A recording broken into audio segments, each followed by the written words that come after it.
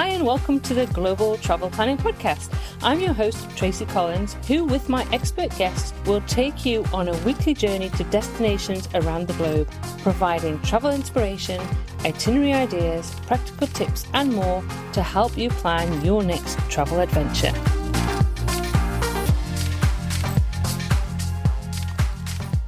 Hi and welcome to episode 32 of the Global Travel Planning Podcast. So this week I have my friend Melissa Kiely, who is coming on to talk all about best day trips from Brisbane. Now, Melissa was on episode 19, I think, Melissa. I'll have to double check that.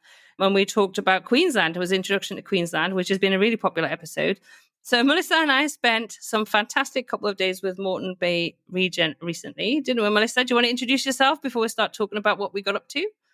Yes, thanks, Tracy, for having me on again. So I'm from the Queensland Travel Guide and also recently just launched the Brisbane Travel Guide as well. So lots of tips on there for what's to do in Queensland and Brisbane. And there's so much for us to do. So we were guests of Moreton Bay region. So we just want to give a big shout out to them because we went to the Food and Drink Festival, which was absolutely amazing. We had some fantastic food, some lovely seafood there, and tried out some lovely wines and different drinks and cocktails. So we had a lovely time. And then we went out in the evening to the Belvedere Hotel and had the most amazing seafood platter that I have ever seen in my life.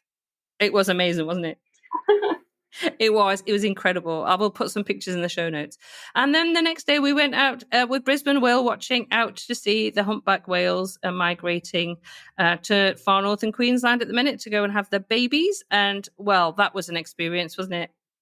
Oh, it was amazing. We had this family of, I don't know if it was a family, 3 whales with us pretty much the whole time, the whole day. The whole time we were there, they just hung out with us. They did. I mean, they just about got on the boat, as Kerry, the captain, says. And honestly, they are so friendly. So from that, I was talking to Melissa about day trips from Brisbane because Moreton Bay region is a fantastic area to visit and there's so much to do. And Melissa's just recently published an article, Best Day Trips from Brisbane, on her Brisbane Travel Guide website. So it was the perfect opportunity to have a chat. So we're not going to be able to cover them all today because at the moment, Melissa's got 38 different day trips on there. And actually, you add into that all the time, aren't you? Yes, because, there's only so much I could do for this article, but there's plenty to do from Brisbane. So if you do all 38, come back in a couple of months and you can do a few more. Oh, that's brilliant. Well, I've not done all 38. I was looking through going, oh, tick, tick, tick. I need to do that. I haven't done that one. I love that one. This one's going to be next on my bucket list to do from the area. So you've got 38. You've got them in 10 different categories. So because we can't cover all of the 38, because we'd be here until next week talking about it, we're just going to kind of talk about our favorites from each of the categories and see how far we get. So the first category that you talk about are island day trips. And I think people find that unusual that they think from Brisbane you can go to an island. Yeah, I know. It's actually crazy that in our city we have 4 different islands that are super close and really easy to do in a day trip. And I guarantee you'll feel like that you've got on a plane and flown, a few hours away. Our islands are beautiful. Oh, they are absolutely. Now, I know you mentioned North Stradbroke Island, and even though I've been in Brisbane for 7 years, I haven't been. So that's going to go on my absolutely on my list. Now, my personal favourite is Moreton Island because I kind of live opposite it in Redcliffe, and it's one of our favourite day trips because we will head over there for the day, take our beach umbrella, and just go and have a wonderful day. And it's a fantastic day trip. It's a wonderful way to relax. And I know, obviously, you can stay there longer. We've done overnights and fed the dolphins there, which is always fantastic. But it's just, it's so easy to get to, isn't it? Very easy. You can just jump on the ferry and you go over. It doesn't take very long. I think it's about 45 minutes on the ferry.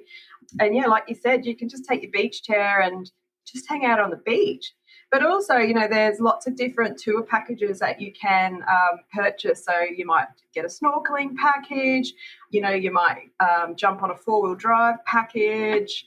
There's a dolphin package, like you mentioned. So there's lots of different things you can either do. So you can be as busy as you like or just relax. It's up to you. Yeah. We usually do the relax. We usually do the package that includes lunch. I think it's off the top of my head, it's about $180, I think, for the two of us, and that includes the boat over to Tangalooma itself, and then the boat back, and then lunch vouchers. And it's honestly, it to me, it's the most relaxing place to go for just a chill out Absolutely. day. I tend not to go when it's too hot, like December, January would be too hot for me, but up until kind of probably mid October and then to about, I think when I came back this year, when I came back from India, because we were in India together, it was the first thing I did. I said, Doug, let's go to Moreton Island because it's amazing. And then another island that's worth going to is Bribey Island. Yeah, a lot of people think of Bribey as, a retirement village. And I do think that a lot of people do move up there to retire. But it has been a while, to be honest, since I've done a day trip. But about a year or two ago, I went up there, with the family, and we had a marquee and had a barbecue on the beach and, just swam. The water is beautiful. If you've got a four-wheel drive, you can go driving along the beach. Yeah, and it's really, really close to Brisbane. Unlike some of the other islands where you need to get a ferry across or and it costs a little bit of money, Bribey Island doesn't cost anything to get there because it's linked by bridge, so it's super easy to get to. Absolutely. And that's about an hour north of Brisbane, isn't it? Yeah, something like that. Yeah, So, about an hour. a really easy trip if you want an island getaway on your day trip from Brisbane. So that's a cool one. So that's islands. Let's talk about theme parks. Probably you're going to have more information about them now because I actually have not been to any of the theme parks. You haven't been to any of them. Wow. Okay. Yeah. Look, this one is obviously for families or just those who are young at heart and love rides. I love rides, so even if I didn't have a kid, I'd still be going. But yeah, we have quite a few theme parks. Obviously, everyone knows about the theme parks on the Gold Coast generally, but another one to consider is Aussie World, which is in the Sunshine Coast. I think it's one a lot of people don't think about very much. And look, it's definitely smaller than the other ones, but what I like about it being smaller is it's normally not as packed, it's a lot cheaper, and so it's just easier to get around and have a go at everything. And they're just building on it all the time. So, I had a look at it when I had a look at their website when I did this article, and there's been a lot of rides added since I last went there, which was a year or two ago. So it's a good one. But of course, there's SeaWorld, Dreamworld, and then we all have our water parks. So there's there really is something for everyone, and awesome day out for families, or as I said, young at heart, or people who are interested in coming to see the Australian animals. It's a good place to go to Dreamworld because they have a lot of Australian animals. Of course, SeaWorld has a lot of marine life. The Movie World has lots of things related to movies. Well, I'll have to, it'll be one of those things I'll have to add to my to-do list at some point for sure. Now, the next category that you've written is all about animal encounters, which is my personal favorite.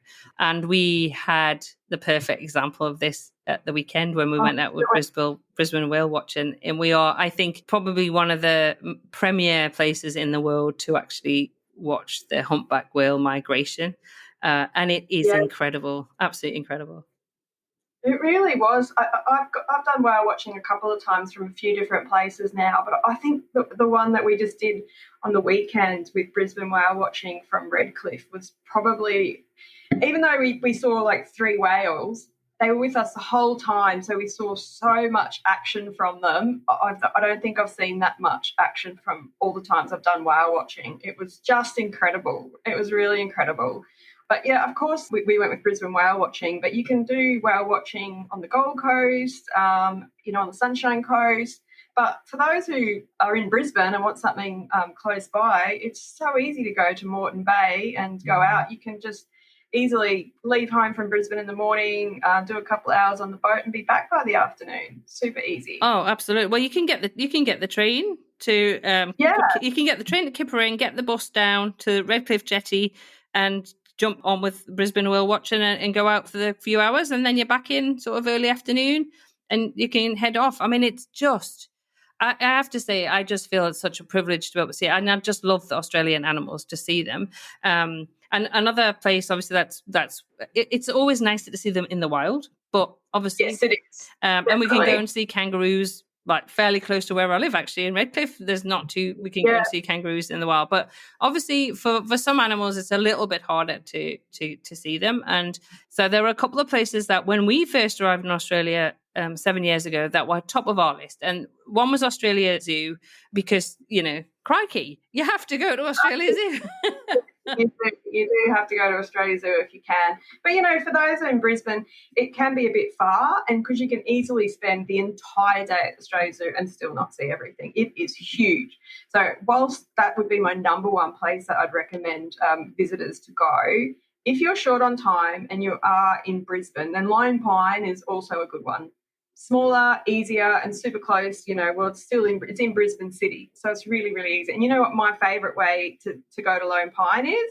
Go to South Bank and you jump on the boat, and it takes you to Lone Pine on the boat. Lovely way to get to Lone Pine. Oh, that's brilliant. Well, Lone Pine was the second one I was going to say. That was our other favourite when we actually first came here to validate our visa, and we're talking about probably about 12 years ago, something like that. And Australia Zoo was on the list, so we had to hire a car so we could go up there and see Australia Zoo. And Lone Pine was the other. And Lone Pine actually became a favourite of ours that we, even from living in Redcliffe, we would drive to. I've not been for a few years now, but drive to Lone Pine because I just love seeing the koala. It's just amazing there. Beautiful. They're beautiful. So look, like Tracy and I said, I love seeing animals in the wild, but if you definitely want to be guaranteed a day of seeing animals, that's my pick of where to go. Absolutely right. We're going to turn our attention to wineries now. So actually, we were talking at the weekend about Ocean View, and I drove past it. I actually drove past it on Monday, Tuesday, one of the days that we've been out this week, because I bought myself a little drone called a Hover Air, so I wanted to go and practice it. So we happened to drive up to it where we know is a lovely little place that we can try it out, and we went past Ocean View. Yeah, so that's on my list to visit again. So I don't think I've actually visited, apart from O'Reilly's Canungra Valley Vineyards that I was at last week. I actually haven't been at the others. Okay. Well, yeah, I mean, I'm sure there's many more around Brisbane, but these are some that I visited in the last year or so.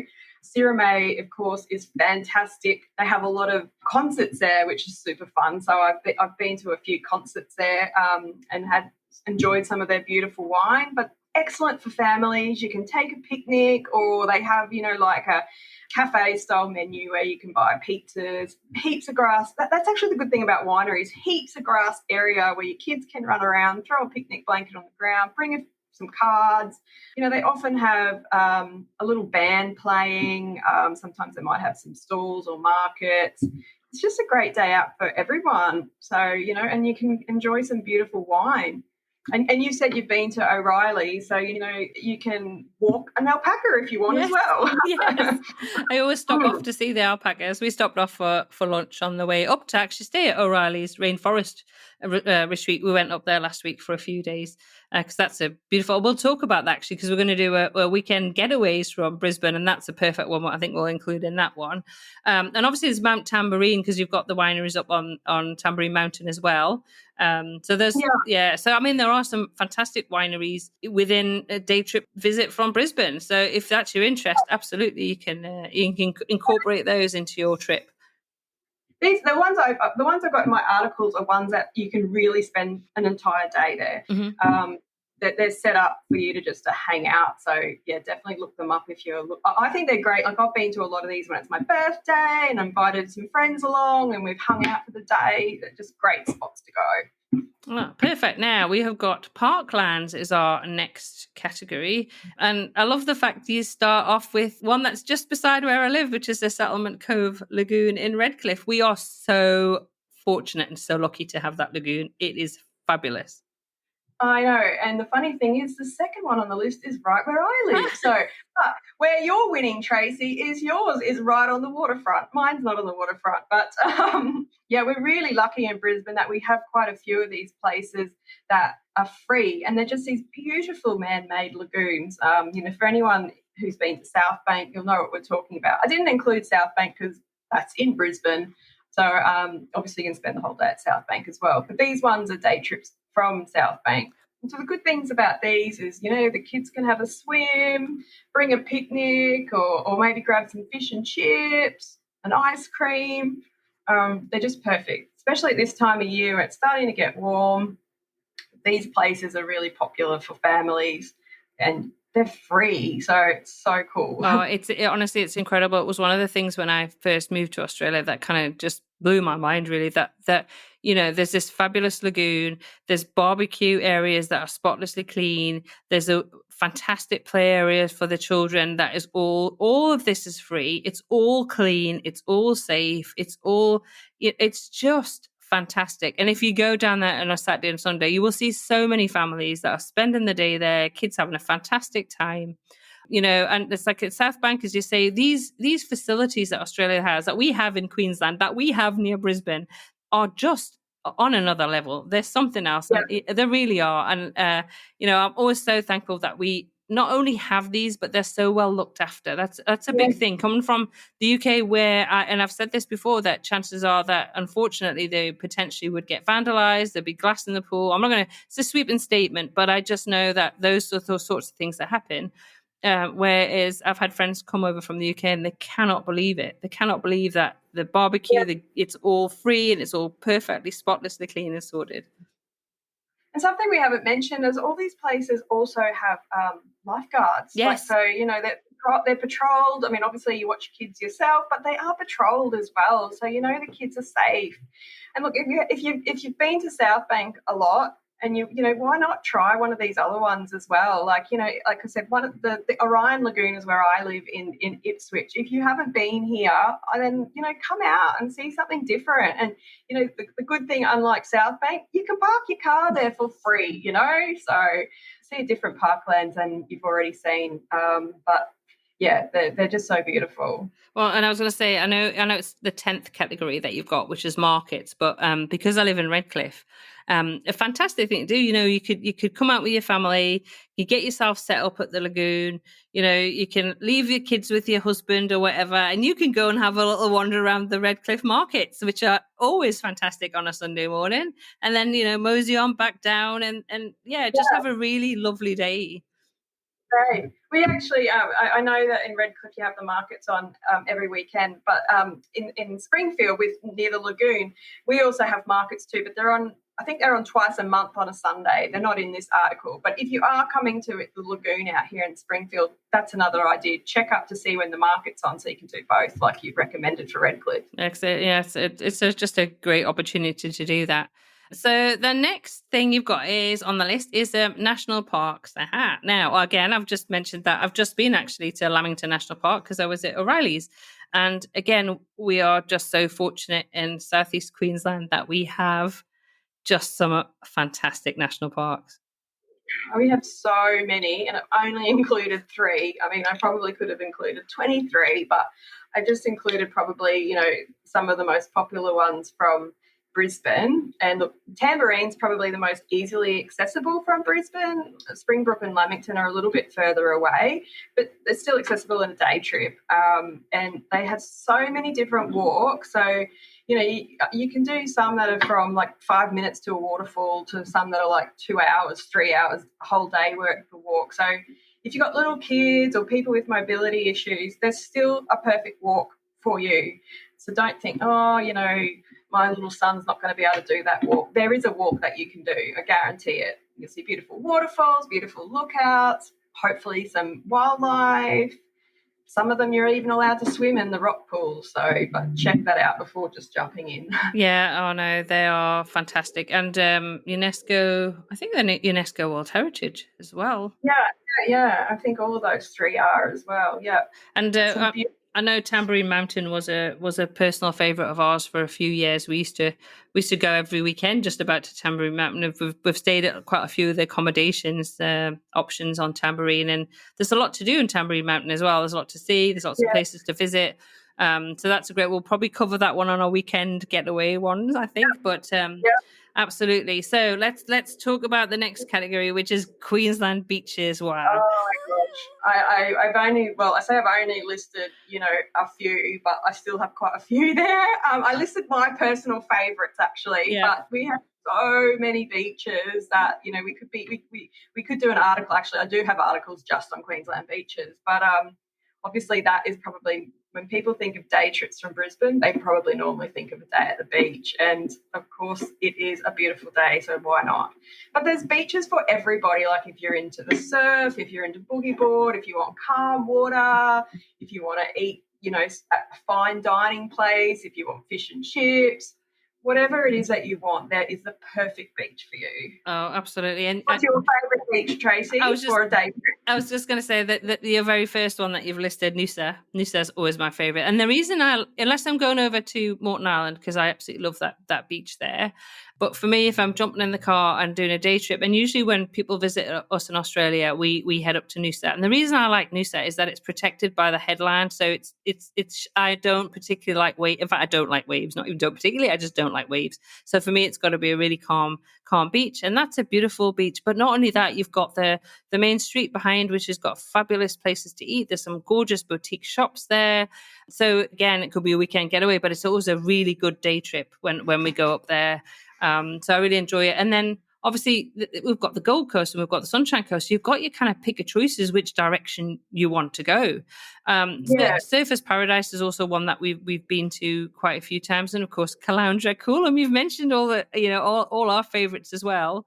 Even when my parents were here a couple of months ago, I took them up to Caloundra and it just showed them just how beautiful the beaches are, and they wanted to see that because obviously that's your typical view of Australia.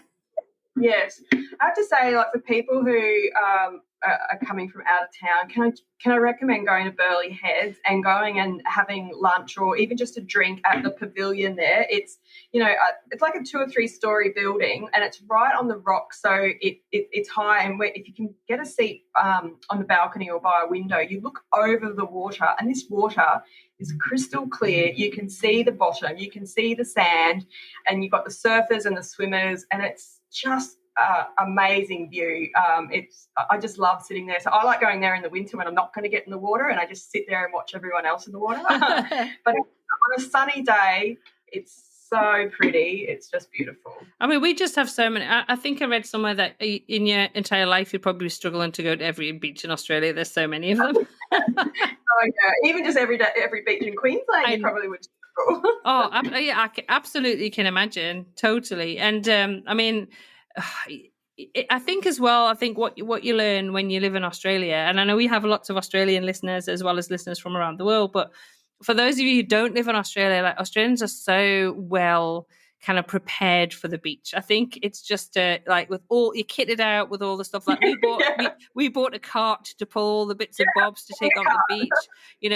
We've got the big umbrella stand thing. I can't think what it's called now. It's amazing. Cool Cabana, the Cool Cabana. Yes, Cool Cabana. Yeah.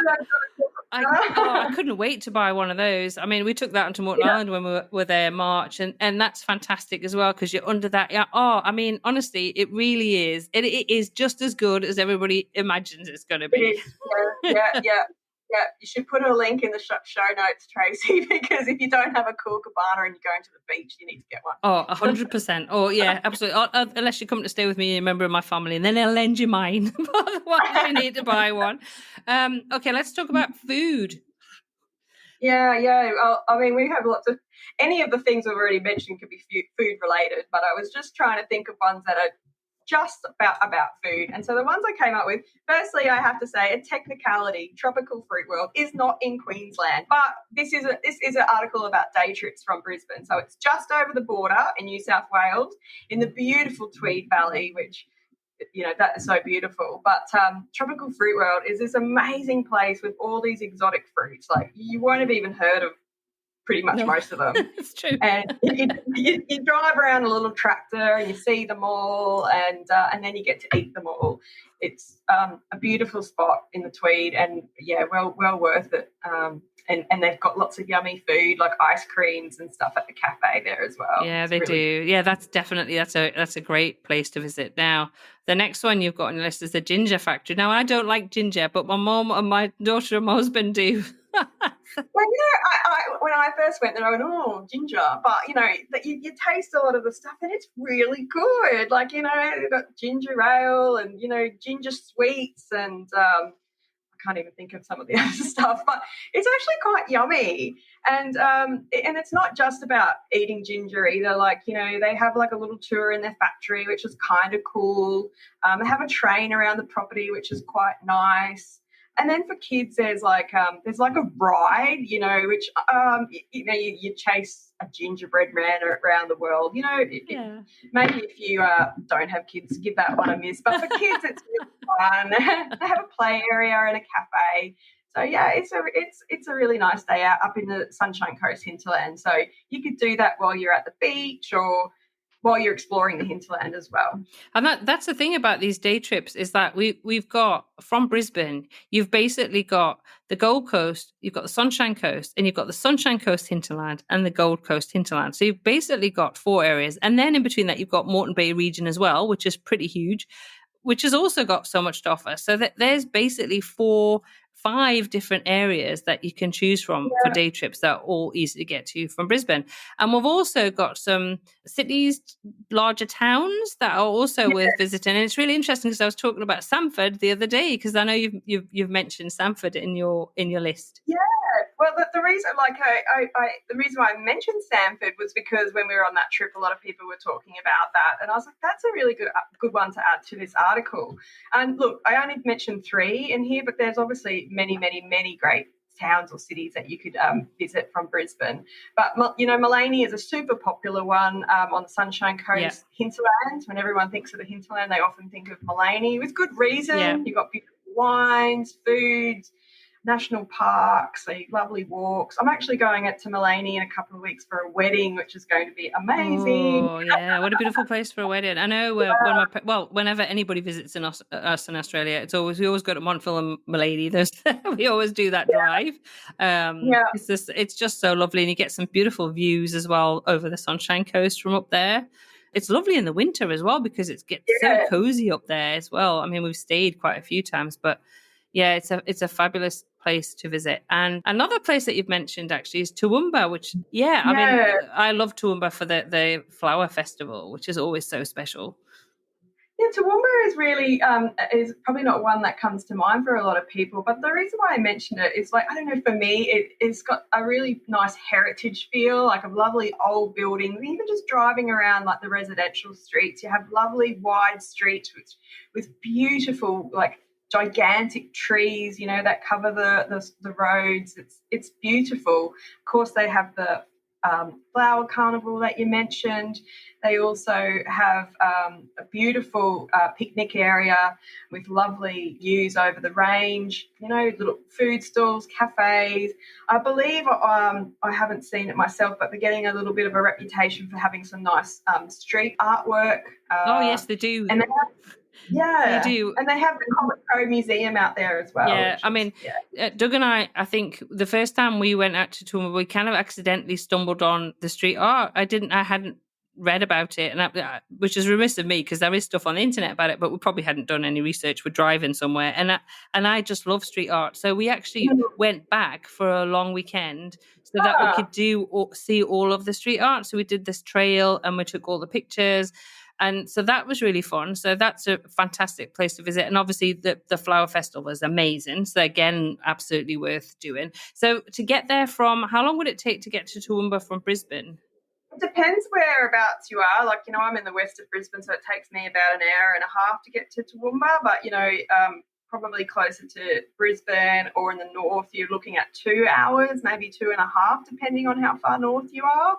So again, it's one of those places that would be best to done over a weekend, but if you start out early in the morning, then it's perfect for a day trip as well. Yeah, and I always love the drive up to Toowoomba because you're up right onto the range. You just literally go up this steep hill for quite a way. It's quite amazing whether you're coming up or down, because you come down and you've got the valley, or you're going up and you just seem to be driving up this steep road for ages before you actually get up on the top to Toowoomba.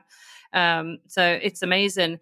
And I was thinking, I mean, you've got 38 places on your list, and I've lived in the area for 7 years, and there's so many of these that I haven't been to. I know we haven't covered all of them, and I will mention the last one because your 10th category is markets, and we briefly kind of covered the Redcliffe markets.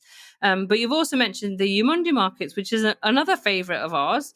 Yeah. I love going to the Yamundi markets. They're lovely. Yeah. Such a good place to visit. And, you can kind of incorporate visit to Noosa. That's we tend to try and do that at the same time, do a bit of Noosa and Yamundi. So the Yamundi markets aren't on Mondays. That's always a joke from Doug when he goes, Yamundi markets, are they on a Monday? No, they're on a Saturday and a Wednesday. Yeah. And definitely, I recommend taking lots of money when you go there, because whenever I go there, I spend so much money because I want to buy everything. That is so true, and it's a good place to go if you're visiting and you want to buy some souvenirs. It's a great place to walk around. Good, you get some good food. It's just really got a good vibe that market has. Yeah, and look, of course, I only mentioned 2 lots of markets, but lots of these places that we talked about have markets. So you can look them up and try and make add the local markets. Which the local markets are so cool to buy local produce, and bakery goods or jams. It's just really nice to buy that kind of stuff from the local people. Yeah, no, absolutely. Well, I would say we've covered. There's 38 places. We haven't covered all of them because it's impossible, and you're going to need to go and check out Melissa's article to find out the rest of them, because we've literally just picked out some of them to talk about in this episode. And we will be back to talk about kind of weekend getaways as well, because there are so many places from Brisbane. We have so many places that we can go to. It's crazy. So, I mean, honestly, I don't know how you choose, but you could literally spend a year and go through, and every weekend you've got yourself sorted with a day trip out. As I was saying to Melissa earlier, that I met up with a friend's daughter in Brisbane on Tuesday who's visiting from Denmark. She's actually working as an au pair, and I pointed her in the direction of Melissa's article, and she was so happy. She was like, oh my goodness, there's so many places I can go to that she didn't know about. And as I say, some of these, even though I lived here 7 years, I was like, oh, I didn't think about that place. I hadn't thought about that, or didn't know about that. So I can guarantee that there's going to be loads of people listening to this who are even from Brisbane who go, oh, I never thought about going there. Yeah, definitely. And look, in the article, I linked to more detailed articles on each of the places as well. So, you can find a bit more tips on what there is to do or see or how to get there and things like that. Yeah, that's perfect. So, I mean, you can start off with Brisbane Travel Guide, and then if you're going to be visiting further afield in Queensland, you've got Melissa's Queensland Travel Guide as well. So you can plan your entire trip to Queensland from Melissa's resources. They're excellent. And also listen back to the previous episode, which I will link to in the show notes, where I talked to Melissa all about basically an introduction to Queensland. So if you're not aware of where Queensland is and what we have to offer, obviously you know about Brisbane now, but she gives you loads of ideas about things to do and see and how to organise a trip to Queensland. You're doing itinerary consults as well to help people plan. I am, Tracy. So if anyone's, really overwhelmed with their trip, I'd love to chat with you and help you plan your trip. That's brilliant. So where else can we find you? You're on Instagram? Yeah, I'm on Instagram, TikTok, Facebook. I have a Facebook group called the Queensland Travel Guide. So, join there if you want to talk to me and talk to the rest of the community. We've got lots of friendly people there, happy to help you planning your trip. Or like Tracy said, you can book in with the consult with me personally. Brilliant. Well, thanks so much, Melissa, for joining me this week on the Global Travel Planning Podcast. Always great to catch up. Yes, thank you so much. Thank you for joining us on this episode of the Global Travel Planning Podcast. For more details and links to everything we discussed today, check out the show notes at globaltravelplanning.com. Remember, if you enjoyed the show, please consider leaving us a review on your favourite podcast app, because your feedback helps us reach more travel enthusiasts just like you. Anyway, that leaves me to say, as always, happy global travel planning.